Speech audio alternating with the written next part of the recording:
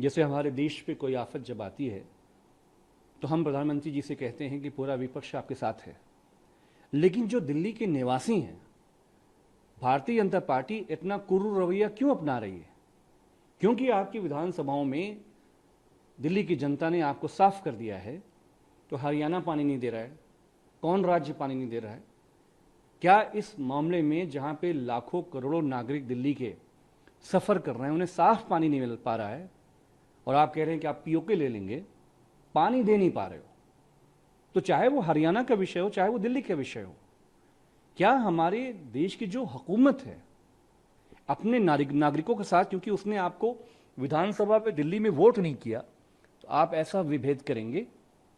मेरे ख्याल से ये एक नेशनल इमरजेंसी है, समाजवादी पार्टी ऐसा समझती है, और दोनों सरकारों को मिलकर इसको सॉल्व करने की ज़रूरत है।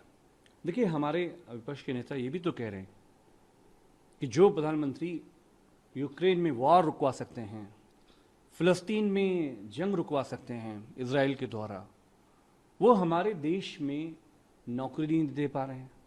2 करोड़ नौकरी का सालाना वादा था, नहीं हुआ।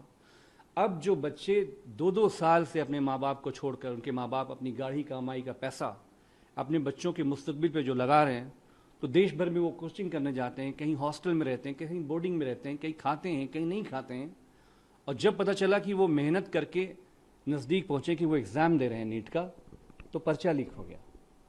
तो ये जो 2 साल का प्रति बच्चे जो 5-5 लाख रुपए खर्च हुए, इसकी भरपाई कौन करेगा? ये भारतीय जनता पार्टी को बताना चाहिए।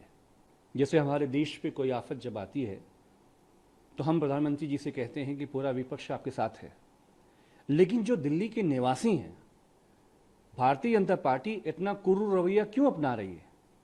क्योंकि आपकी विधानसभाओं में दिल्ली की जनता ने आपको साफ कर दिया है। तो हरियाणा पानी नहीं दे रहा है, कौन राज्य पानी नहीं दे रहा है? क्या इस मामले में जहां पे लाखों करोड़ों नागरिक दिल्ली के सफर कर रहे हैं, उन्हें साफ पानी नहीं मिल पा रहा है, और आप कह रहे हैं कि आप पीओके ले लेंगे, पानी दे नहीं पा रहे हो?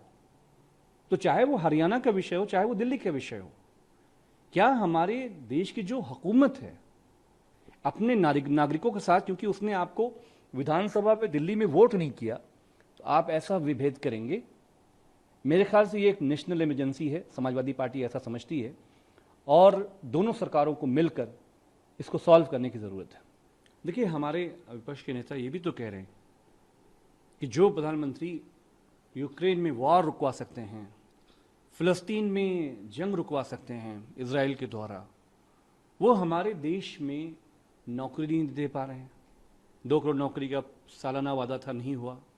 अब जो बच्चे 2-2 साल से अपने माँ बाप को छोड़कर, उनके माँ बाप अपनी गाढ़ी कमाई का पैसा अपने बच्चों के मुस्तकबिल पे जो लगा रहे हैं, तो देश भर में वो कोचिंग करने जाते हैं, कहीं हॉस्टल में रहते हैं, कहीं बोर्डिंग में रहते हैं, कहीं खाते हैं, कहीं नहीं खाते हैं, और जब पता चला कि वो मेहनत करके नज़दीक पहुँचे कि वो एग्ज़ाम दे रहे हैं नीट का, तो पर्चा लीक हो गया। तो ये जो 2 साल का प्रति बच्चे जो 5-5 लाख रुपए खर्च हुए, इसकी भरपाई कौन करेगा? ये भारतीय जनता पार्टी को बताना चाहिए।